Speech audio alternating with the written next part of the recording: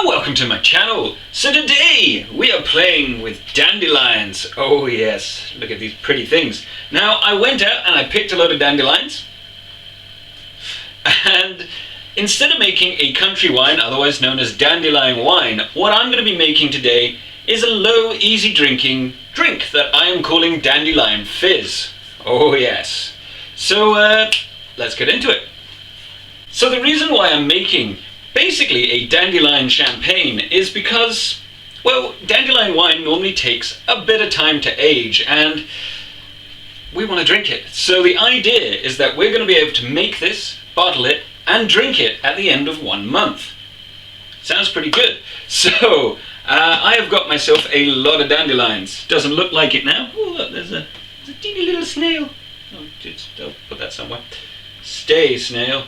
So I've got myself approximately 1.5 litres, using a measuring jug, of unprepared dandelions. So the first step is to go through and remove just the petals of the dandelion, which is going to be a pain. Now you want to try and remove as much of this green stuff on here as possible. Oh god, this is going to take ages. Now the reason we do that is because the green stuff, the outer husk of the dandelion, is bitter. So in goes these things without the green. Oh.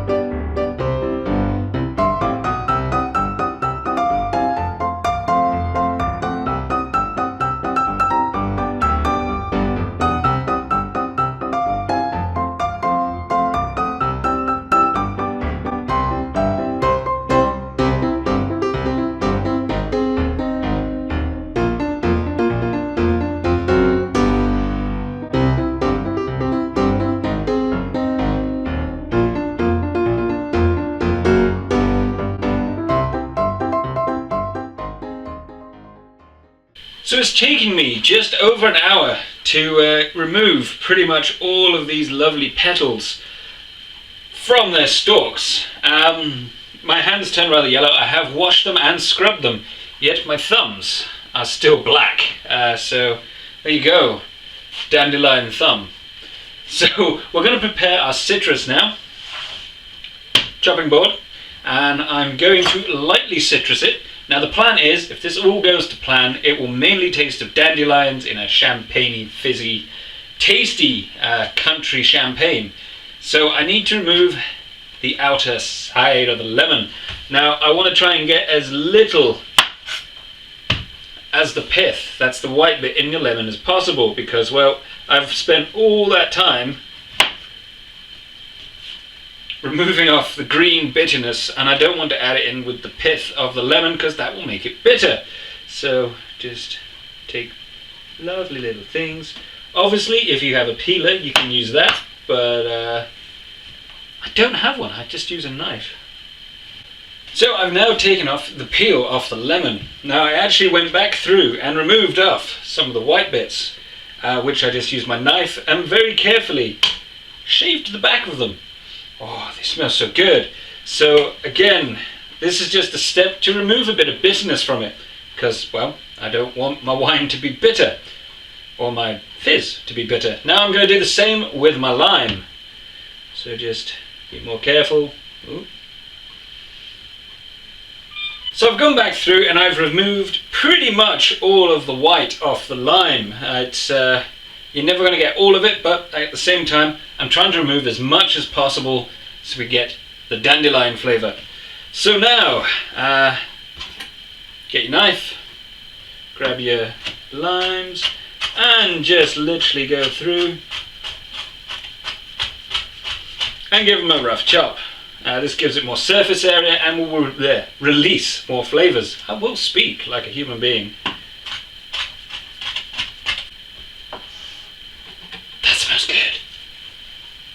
So now my lemon and lime has been chopped. Now I've chopped mine rather fine. You don't have to, it's just so I release more flavours.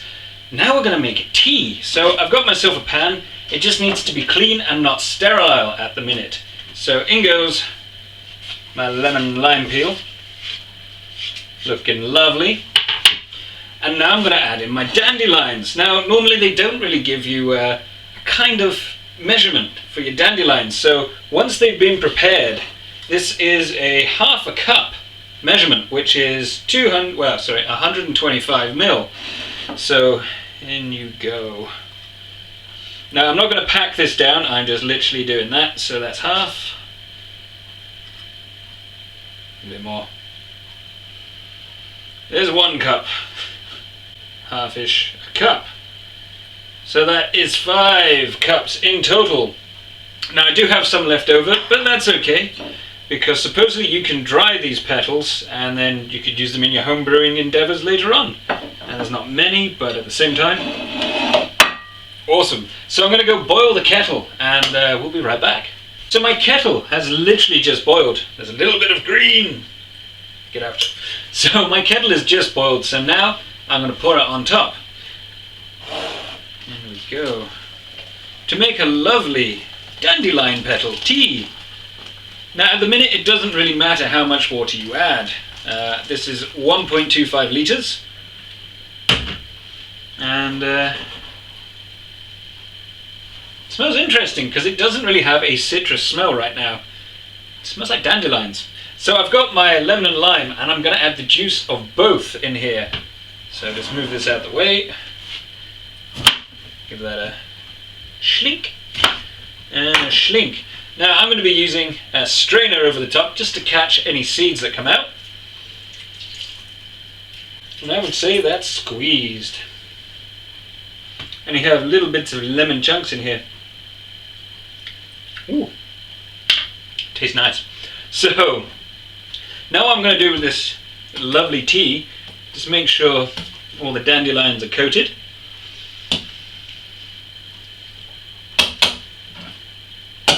Put the lid on, and now I'm going to leave it for a couple of hours for the flavours and the colours to infuse, and then we'll be back. So I'll see you then. So instead of a couple of hours, it has actually been the next day. So I left it to steep for 24 hours. As you know, life gets in the way sometimes. So this is now pretty much super cold, and it smells really good. The extra time to infuse has probably made it better. So we're going to carry on. So I've got my 5-litre water container. As you can see, it is currently being sterilized in my bleach solution. I'd already previously cleaned it, so it just needed a sterilizing solution. My worktop is now sterile. Since this is now cold, it can be prone to infections. I've got my funnel, I've got my sieve, and we're going to add the sugar. Now because this is so cold, and we're going to be adding cold water anyway, I'm going to dissolve my sugar in boiling water in a measuring jug, which will, funny enough, sterilize it, and also make it a lot quicker and easier to dissolve the sugar. Boiling water sterilizes. In goes my half a kilo of sugar. That's a lot of sugar. And now I'm just going to mix in the boiling water, which actually dissolves it a lot quicker. So I've gone ahead, once I'd stirred this in so it turned back to clear, and rinsed out my 5-litre water container until it doesn't smell of bleach anymore. Just fresh. So now it's time to add our ingredients. Let's see how this goes. So I'm adding in my funnel and my sieve. Now if you're using a bucket you can ferment this on the pulp, but at the same time, if you're not, filter it. You don't want it to puke everywhere, so in this goes. There's a lot of nice pale looking leaf colour. Right, just going to let this drain for a minute, and I'm going to get a jug so I can rinse this through to extract all the flavours that we possibly can. So I'm using a jug just because it's easier. I did scorch it so it is sterile, but I could have used the pan just to put it through, but it's a lot easier with a jug. I just want to rinse out all these tasty flavours. Hopefully. There we go. Since my hands have also been sterilised in the bleach solution, since I was washing out all the stuff with the bleach, going to give it a squeeze, because These dandelions do seem to hold a lot of liquid. It's just going everywhere. So there we go. Now we can add our sugar to it and then top it up with water. And we'll check it with a hydrometer and we should be nearly good to go.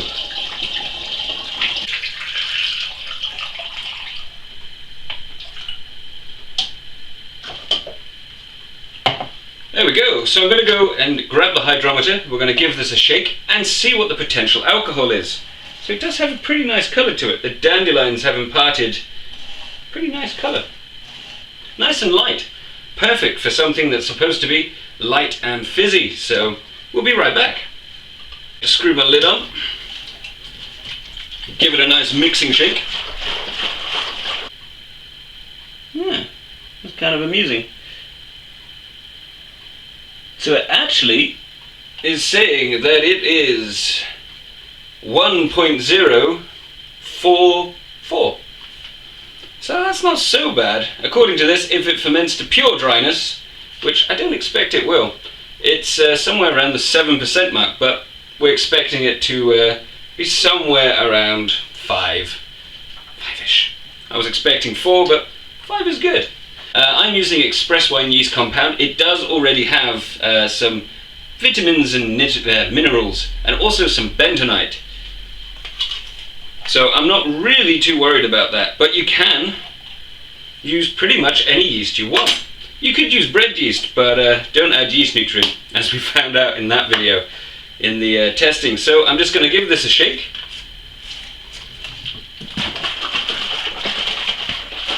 Make sure it's all mixed in there, and we're good to go. So I'm going to undo it so the lid is off so the gas can escape. So hopefully in about 2 or so weeks we'll be back to this to do the bottling video and obviously make it fizzy and sparkly, which is going to be awesome. So I really hope you enjoyed this video.